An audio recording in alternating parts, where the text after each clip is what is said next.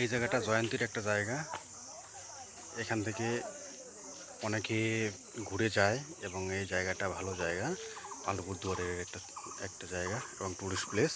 এবং এখানে আমরা আজকে আসছি 5 জন বন্ধু মিলে, এবং তাদের মধ্যে এই যে 4 জন বৈজ্ঞানিক এখানে কি পরীক্ষা নিরীক্ষা করছে গাছটা সম্বন্ধে। আর আমি এদিকে ভিডিও করছি তাদেরকে। সবাই বৈজ্ঞানিক হয়ে গেছে, এখানে পুরা পর্যবেক্ষণ করছে।